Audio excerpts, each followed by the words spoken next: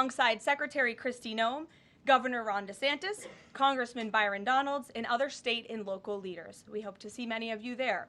The facility is in the heart of the Everglades and will be informally known as Alligator Alcatraz. There is only one road leading in, and the only way out is a one-way flight. It is isolated and surrounded by dangerous wildlife and unforgiving terrain. The facility will have up to 5,000 beds to house, process, and deport criminal illegal aliens. This is an efficient and low-cost way to help carry out the largest mass deportation campaign in American history. We are truly coming off a historic week of President Trump racking up win after win on behalf of the American people. President Trump restored peace through strength and acted decisively as commander-in-chief to obliterate the immediate threat of the Iranian regime's nuclear capabilities, and then brokered a ceasefire between Israel and Iran, which continues to hold. Then, the president traveled to the Netherlands and achieved a monumental win for the United States and the NATO alliance by getting our allies to dedicate 5% of their GDPs to military spending. As a result of President Trump unleashing American energy dominance, summer gas prices are at the lowest they have been in 4 years, heading into the July 4th week. And with the incoming Trump economic boom, the stock market continues to roar back, with the S&P 500 and the NASDAQ both hitting record highs. And on this point of an economic boom, I bring to you original correspondence from the President of the United States to our Fed Chair, Jerome Powell. As the President has consistently stated, the American economy is booming. And there were so many economic analysts who said that this president's policies would drive our economy down, when in fact we have seen the opposite.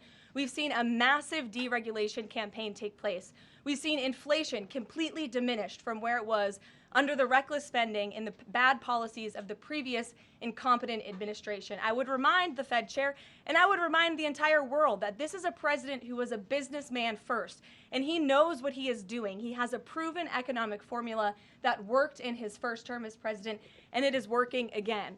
The one problem that remains is high interest rates for the American people. The American people want to borrow money cheaply, and they should be able to do that. But unfortunately, we have interest rates that are still too high. So the president sent this note to the Fed chair today. And if you look at this chart, this is a chart of all of the interest rates of many countries throughout the world. At the top is Switzerland. They're only paying a quarter for interest rates.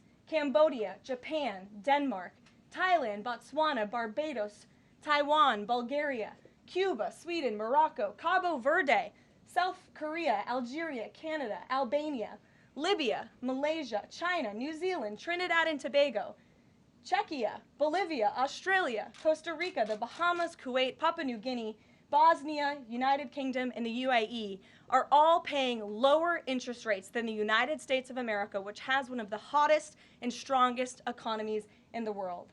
The president sent this note to the Fed chair. It says, "Jerome, you are as usual too late. You have cost the USA a fortune and continue to do so. You should lower the rate by a lot. Hundreds of billions of dollars are being lost, and there is no inflation." And the president is right. There is historically low inflation thanks to his policies. And we will continue to drive down the cost of living in this country for Americans. We will continue to deregulate. And it's also incredibly important that we pass this one big, beautiful bill, which is the largest tax cuts in American history. And that's why the White House and the president himself have been in touch with lawmakers all weekend long to get this bill passed. And they are working very hard to do so. It remains a top priority for the president. And this bill has exposed the clear differences between Republicans and Democrats in 2025. The Democrats are doubling down on craziness and radical policies that are undermining the very fabric of our country. Just look at the Democrat nominee for New York City Mayor, Zohran Mamdani. He's a Democrat socialist, really a communist, who proudly calls to defund the police, peddles anti-Semitism, praises pro-Hamas groups, wants Israel abolished, and believes wealthy Americans should not exist. Those are his words, just as recent as this weekend. Meanwhile, under President Trump's leadership, Republicans are fighting tirelessly for everyday middle-class working Americans who re-elected this president, and we're carrying out a revolution of common sense, and all of that is packed into this one big, beautiful bill. It delivers the largest middle and working class tax cuts, in U.S. history. It keeps America safe by funding the largest ever one-time investment in border security. It's enough to reverse the Biden border invasion. And every single Democrat is against that, against securing our border and deporting millions of criminal illegal aliens.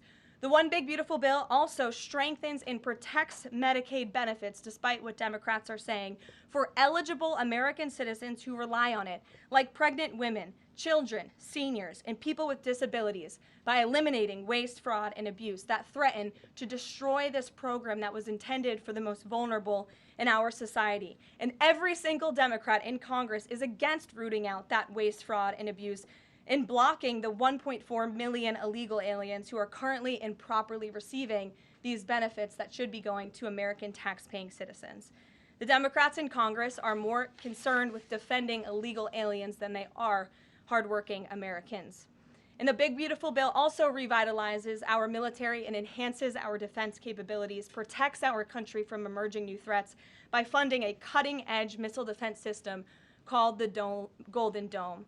And as we all know, the One Big Beautiful Bill makes the Trump tax cuts permanent.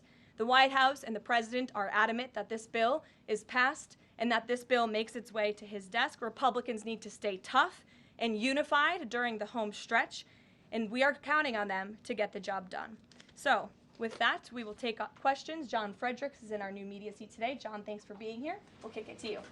Thank you, Karoline. Let's get to the One Big Beautiful Bill first. It appears now you're going to get at least 50 votes in the Senate. There'll be some amendments. What is the President's confidence level in getting 218 votes in the House by the end of this week in order for him to sign it on Friday? Well, look, we are very well aware, the President is very well aware, that this bill needs to not only pass out of the Senate, but it needs to go back to the House, and we need the full weight of the Republican conference to get behind this bill, and we expect them to, and we are confident that they will. The President has been working hand in hand with Senate Majority Leader Thune and also our House Republican leader, or the Speaker of the House, Mike Johnson, both of whom will be at the White House today to meet with the President yet again. I believe they were here this morning, actually. I have one follow-up. Sure. You outlined Jerome Powell and the note that the President just sent to him. There are many who believe that Powell has been politicized in a lot of different ways. The President has not been shy about acting on things that he believes in. Why not just fire Jerome Powell and put in somebody that is going to lower rates? Why wait? Well, it's a good question, and one you can ask the President, because that's a decision for him to make. But you're right to point out the politicization of the Fed, and it's very unfortunate for our country. But Jerome Powell cut rates numerous times ahead of the election when Joe Biden was in this Oval Office, but now he refuses to, and the economy is in a much better place. So there really isn't a good explanation for that, and the President is rightfully calling attention to it. Thank you. Kelly. Good afternoon. On Iran, the President posted on his social that he is not even talking to them anymore. When we were at NATO, he said he expected the U.S. and Iran to have talks as early as this week, and that he might even want to see a written agreement. What is the update now if he's saying he's not even talking? So as I told you from the podium last week, I said the administration, and namely our special envoy Steve Witkoff, has been in communication both directly and indirectly with the Iranians. That communication continues. The President himself has not talked to Iran, which he pointed out in his truth statement. Peter. Thank you, Caroline. Does President Trump want Zohran Mamdani deported? I haven't heard him say that. I haven't heard him call for that. But certainly he does not want this individual to be elected. I was just speaking to him about it and his radical policies that will completely crush New York City, which is obviously a city that the President holds near and dear to his heart. There's this Congressman Andy Ogles. He wants the Attorney General Bondi to explore denaturalization proceedings because he thinks Mamdani could have misrepresented or concealed material support for terrorism based on rap lyrics he wrote in 2017. Does President Trump think this is a worthwhile use of the Attorney General's time? Well, I'll let the President speak to that. I have not seen those claims, but surely if they are true, it's something that should be investigated. And could President Trump see himself, you said you just talked to him about this, could he see himself working with a mayor, Mamdani, somebody who, on Meet the Press this weekend, was given 3 chances to condemn the phrase globalize the intifada, but he couldn't? Yeah, look, the president is always willing to work with everyone. He's working with Democrats across the country, Democrat governors, and he said he'll work with people on the far left. He works with Republicans. He works with people in the middle. He wants to do what's right for America, but surely someone who holds these values and is quite literally a communist and condemns every value that makes this country great. Common sense, law and order, low taxes, working hard, and earning your keep in this country. He's against all of that, and I think the president would find it difficult to work with someone like that. If he is elected, I'm sure you'll hear more from the president on that, but we'll have to see. Hopefully the voters of New York City choose wisely. Sure. Thanks, Caroline. The president on Friday said that he was hopeful of a Gaza deal within the next week. Can you give us an update on any progress towards that, and on any talks that the White House is having with Israel on that? Mm-hmm. Sure. Well, I know that Mr. Dermer is in Washington this week to meet with senior officials here at the White House. I also know that this administration is in constant communication with Israeli leadership, and the president himself speaks frequently, as you know, to Prime Minister Netanyahu. But this has been a priority for the president since he took office, to end this brutal war in Gaza. It is because of this president that humanitarian aid is being brought into the region. It's heartbreaking to see the images that have come out from both Israel and Gaza throughout this war, and the president wants to see it end. He wants to save lives, and however, the main priority for the president also remains to bring all of the hostages home out of Gaza. As you know, his tireless effort has brought home many of the hostages, including all of the American hostages who were held there. So he wants to see both things happen, and we're continuing to work very hard to do those things. Sure. Yeah, thanks, Caroline. What is the White House's response to Senator Tillis's criticism articulated from the Senate floor yesterday, in which he said passing the big, beautiful bill would betray President Trump's promise to protect Medicaid? Well, he is just wrong. And the president and the vast majority of Republicans who are supportive of this legislation are right. This bill protects Medicaid, as I laid out for you, for those who truly deserve this program, the needy, pregnant women, children, sick Americans who physically cannot work. And what it does is it ensures that able-bodied Americans who can work 20 hours a week are actually doing so, and that will therefore strengthen and protect those benefits for Americans who need it, as well as cutting out the waste, fraud, and abuse, as well as getting 1.4 million illegal aliens off of the program. So all of those measures are actually going to protect it for those who need it. That's the president's position, and that's what this bill does, and that's why Republicans need to vote for it and get it to the president's desk. That kind of criticism from a Republican senator, is that reason for concern for the passage of this? No, it's not. We're confident this bill is going to be back at the White House by the 4th of July. Stephen. Thank you, Caroline. Two questions. On the New York mayoral race, does the president plan to make an endorsement?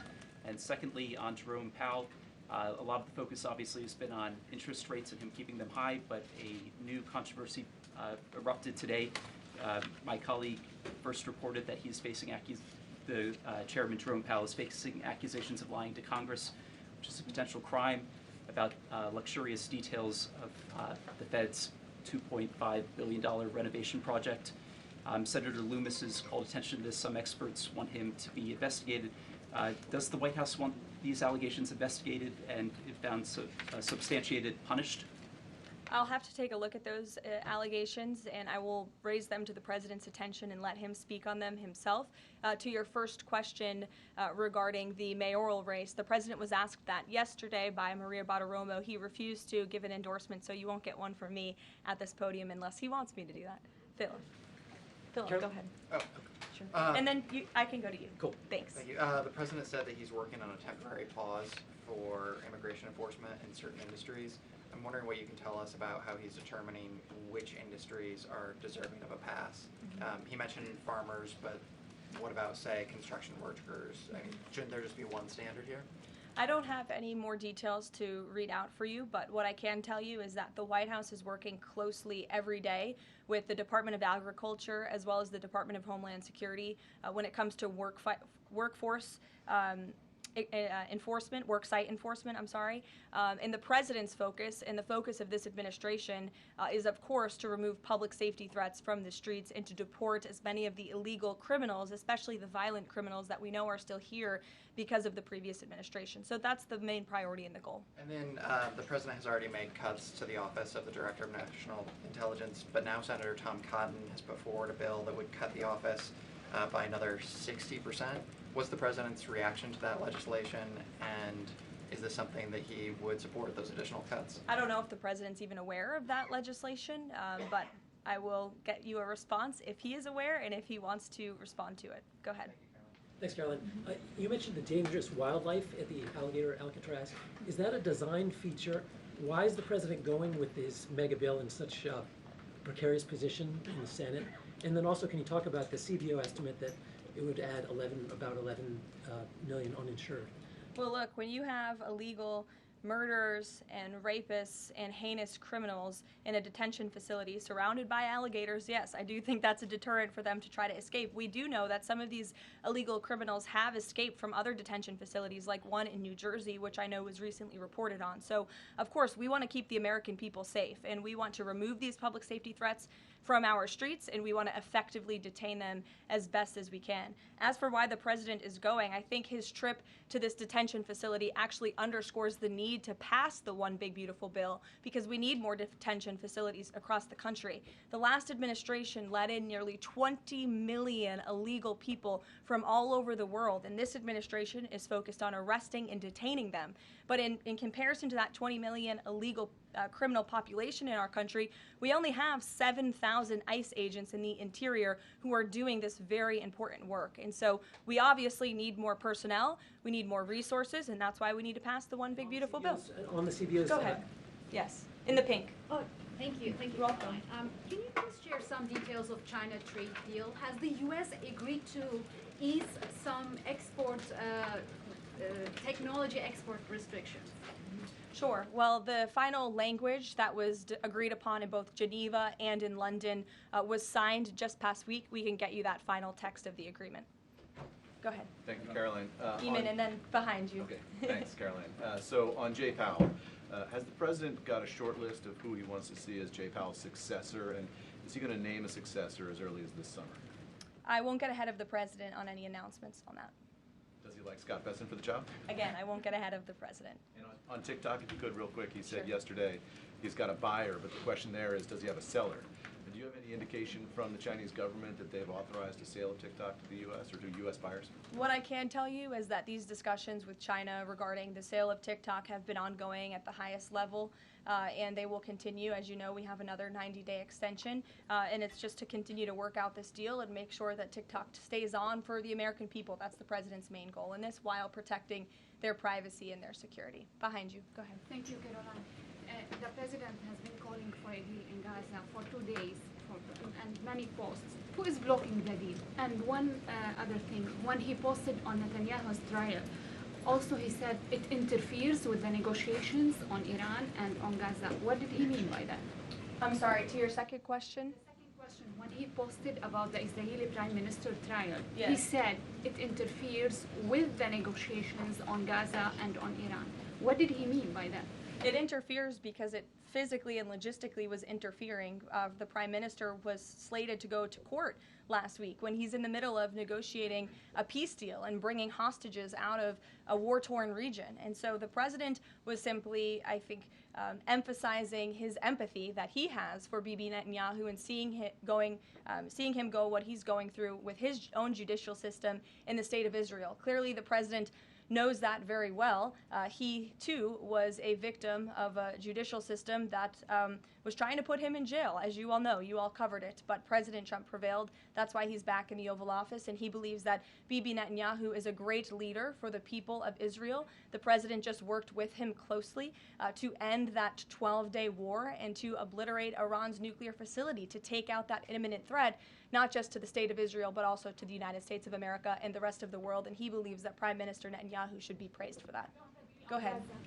Ms. Caroline, on the mega bill and the amendment that would limit Medicaid expansion under the Affordable Care Act, does the president want that amendment to pass? The president wants this bill to pass.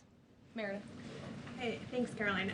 On trade, we have this looming July 9th deadline coming up. We heard the Treasury Secretary say that he expects to wrap up these trade deals by Labor Day, but when President Trump was asked yesterday about any extensions by July 9th, he said, I think that would be necessary. So is the president ruling out any extensions on trade for any nations, even if they're negotiating in good faith? Well, you heard from him directly. He said he did not think that it would be necessary. He is going to set the rates for many of these countries if they don't come to the table to negotiate in good faith. And he is meeting with his trade team this week to do that. Mary. Thanks, Caroline. I just watched a CNN segment on a new app called Ice Block, and it kind of appeared to be promoting this app where you can tell people where ICE agents are. Given the recent rise, An app that tells people where ICE agents are? Yes.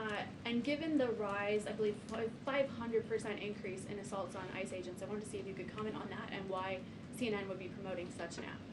Well, it's a very good question. I'll have to go back and watch the clip myself, but surely it sounds like this would be an incitement of further violence against our ICE officers. As you know, as you stated, there's been a 500% increase in violence against ICE agents, law enforcement officers across the country who are just simply trying to do their jobs and remove public safety threats from our communities. And that's something we as Americans, including journalists at CNN who live in many of these cities where illegal aliens are hiding and were let in from the previous administration, should be very grateful for. So we haven't seen the clip. We'll take a look at it, but certainly it's unacceptable that a major network would promote such an app that is encouraging violence against law enforcement officers who are trying to keep our country safe.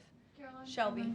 I just wanted to get a clarification on the Senator Rick Scott's amendment. It sounds like the president is agnostic about whether it's attached. Is that accurate? Look, I'm not going to get into the details of the discussions that are ongoing right now, but the president wants these senators to come to a conclusion, to get this bill back to the White House as soon as possible and make sure that it's a piece of legislation that can make its way back through the House as well. So obviously there's some ping-ponging between both sides of Capitol Hill right now, but that's why Senator Thune and Speaker Johnson are working with the president in lockstep every step of the way.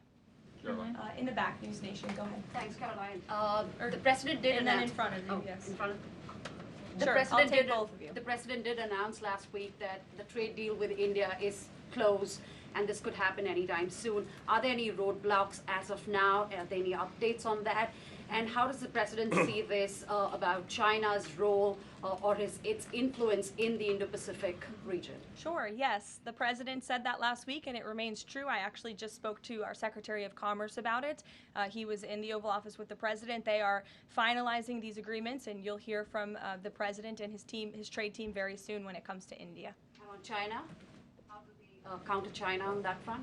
Yes, I mean, look, India remains a very strategic ally in the Asia Pacific, and the president has a very good relationship with Prime Minister Modi, as you know, and he will continue to have that. Go ahead. Thank you, Caroline. On the reconciliation bill, Senator Tillis from the floor yesterday seemed to suggest President Trump was getting bad counsel on the effects of the bill. Is President Trump aware of the analyses, and there are several of these, that suggest if rural hospitals potentially close, if there are Medicaid patients in the millions that become ineligible for that? Yes, and that claim is just simply untrue. Rural hospitals comprise 7% of all hospital spending on Medicaid, and that illustrates that they have not benefited from the massive increase of waste, fraud, and abuse under the Biden administration. So this bill strengthens Medicaid. It will protect those benefits that hardworking Americans need, and that's why the president wants this bill to pass. The senator was wrong. The president put out a Truth Social post addressing it, and then the senator announced he's no longer running for office anymore. So I think that case has been closed, and the White House is continuing to focus on getting this legislation to the president's desk for his signature. Go ahead. Yes, you. Yeah, thank you so much. Well, you and then you. There's confusion here. A question on Syria. Go ahead. Has the Syrian government get back to you that they are ready to join the Abraham Accord? Is there any discussion with the Syrian and Israeli government for having a security agreement? Is the first question. And the second question, what's the end goal for talking with the Iranian? Is that only focused on the nuclear program, or they are willing to speak about other issues like the proxy groups and ballistic missiles, or even trade with Iran? So as for discussions between Syria and Israel, you'll have to reach out to those respective governments. I can't comment on that. But what I can tell you is that this afternoon, the president will be signing an executive order to terminate the United States sanctions program on Syria. And this is in an effort to promote and support the country's path to stability and peace. The order will remove sanctions on Syria while maintaining sanctions on the former President Assad, his associates, human rights abusers, drug traffickers, persons linked to chemical weapons activities, ISIS and their affiliates, and Iranian proxies. And this is, again, an action that the president promised and shocked the world with in Saudi Arabia, because he's committed to supporting a Syria that is stable, unified, and at peace with itself and its neighbors. The president met with Syria's new president when we were in the Middle East, as you know, and so this is another promise made and promise kept by this president to promote peace and stability in the region. Go ahead, Alice. Sure. Questions on two topics, if you don't mind. Sure. Alice with NTD here. First on Canada. Canada says it's now dropping its digital services tax on American tech companies days after President Trump says he's halting all trade talks with Canada. First, what's the president's reaction to this? Can you tell us more about his call with Prime Minister Carney over the weekend? How did he get Carney to drop it? And also, what's the impact on American tech companies given this latest progress, as the president says he has been fighting for American tech companies? It's very simple. Prime Minister Carney in Canada caved to President Trump in the United States of America. And President Trump knows how to negotiate, and he knows that he is governing the best country and the best economy in this world, on this planet. And every country on the planet needs to have good trade relationships with the United States. And it was a mistake for Canada to vow to implement that tax. That would have hurt our tech companies here in the United States. The president made his position quite clear to the Prime Minister, and the Prime Minister called the president last night to let the president know that he would be dropping that tax, which is a big victory for our tech companies and our American workers here at home. And on Harvard, if you don't mind, the administration today formally accused Harvard of violating civil rights laws by not doing enough to fight anti-Semitism. We know that the president has talked to us before about Harvard potentially having a deal with the administration in the coming days. Do you have an updated timeline for that? How's the negotiations going? And is more pressure needed for Harvard to take fighting anti-Semitism seriously? Well, there was quite a direct letter that was sent to Harvard this morning, as you know. The negotiations are taking place behind closed doors, so I won't comment on that. But what I will share with all of you, for those who haven't seen it, is the context of this letter, because I think it's very important. And this comes from the Department of Health and Human Services, which concluded after a thorough investigation that Harvard University is in a violent violation of Title VI of the Civil Rights Act, which prohibits discrimination on the basis of race, color, and national origin.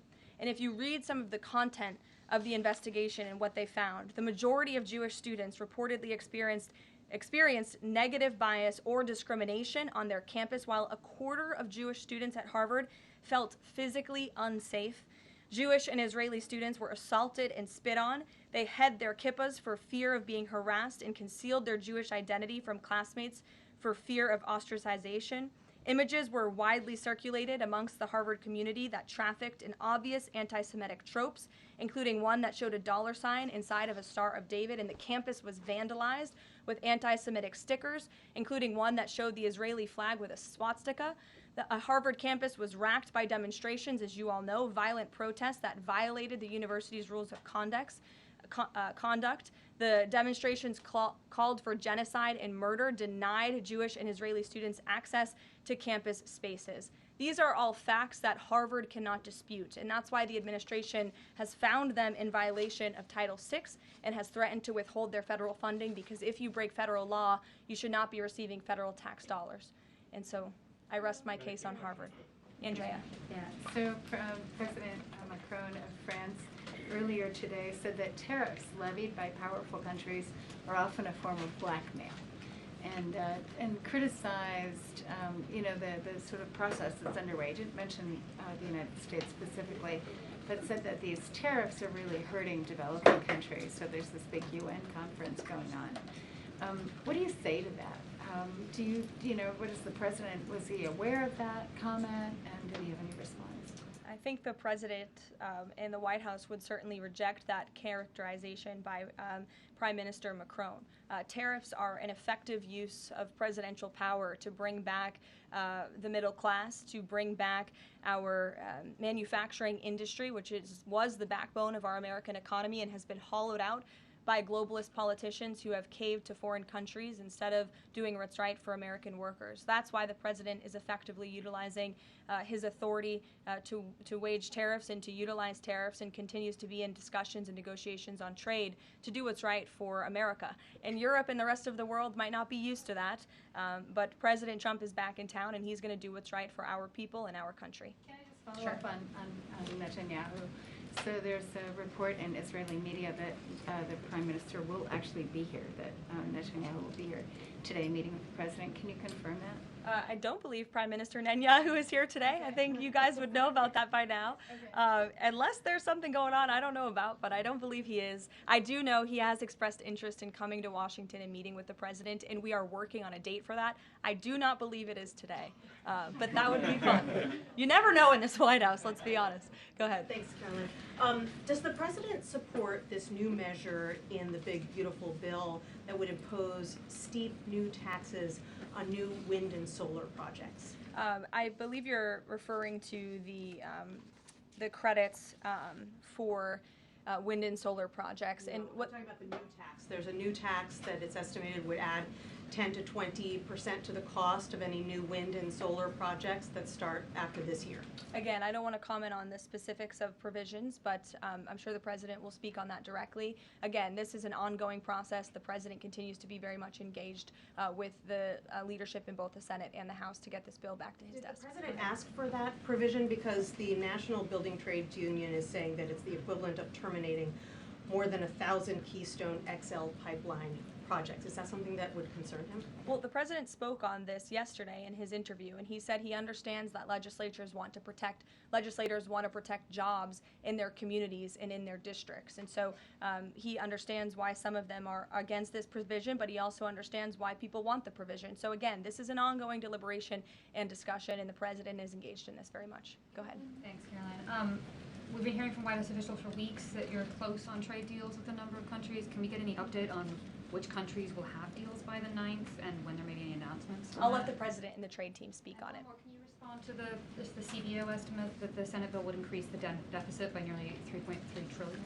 This is one of the most fiscally conservative pieces of legislation that has ever made its way through Capitol Hill. There's $2 trillion in mandatory savings in this bill, and not only that, the projected growth that this bill will bring to our economy. It will be an economic boom. The Council of Economic Advisors has an analysis that shows that the bill will generate $4.1 trillion in economic growth, and it will cut taxes, putting more money back into the American people's pockets. That's why this president wants this bill to pass, and I know he's busy working the phones and doing what he needs to do today to make it happen. So we'll see you all later. Thank you. We'll see you in Florida tomorrow. Thank you.